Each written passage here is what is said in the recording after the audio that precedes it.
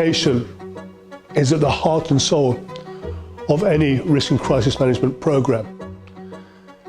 And any program that fails to manage communications effectively is doomed to fail.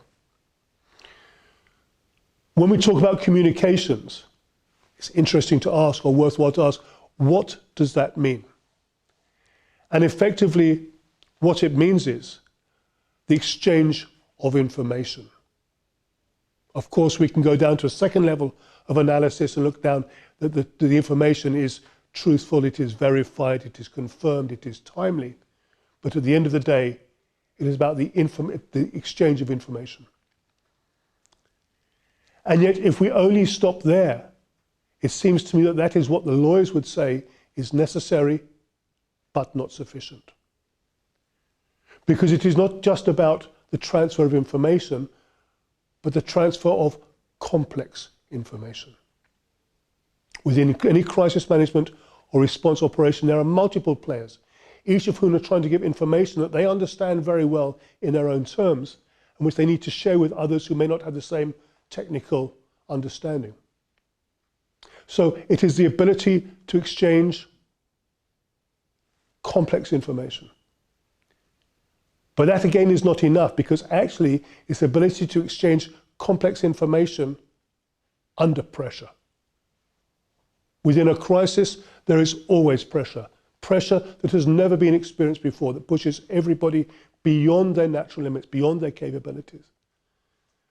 And it is the ability of an organization to understand for that and prepare for that, and to create an organizational capability to manage the transfer of complex information under pressure, which is a critical issue in crisis management. And then there is one more component we have to add, and that is communication within a crisis event is a transfer of complex information under pressure between multiple stakeholders. We define those stakeholders as internal, external, formal, informal, managed, and ad hoc.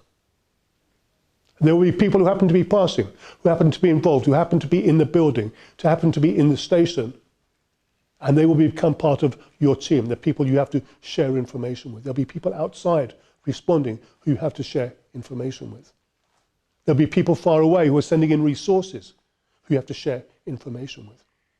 It seems to me that if we take three organizations, one organization does not understand this at all. One organization understands the importance of crisis communication and says, we need to understand how to manage information exchange within a crisis event, which is better but not good enough.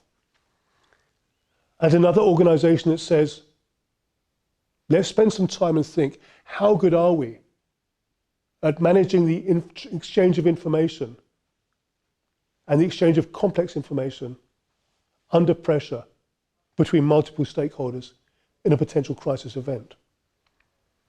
And it seems to me that just by asking that question, that organization will have raised its own awareness and be more ready to deal with those situations when they arise. But if they take them seriously and they think about it, and they think about how one creates capabilities that do not work when they are put down in a crisis management program and put on a shelf, but will actually be strong enough and robust enough and resilient enough to work in a crisis event, then they will have created a differential between themselves and those around them, and a differential between themselves aware of those situations and how they would have been if they had not been aware of them at all.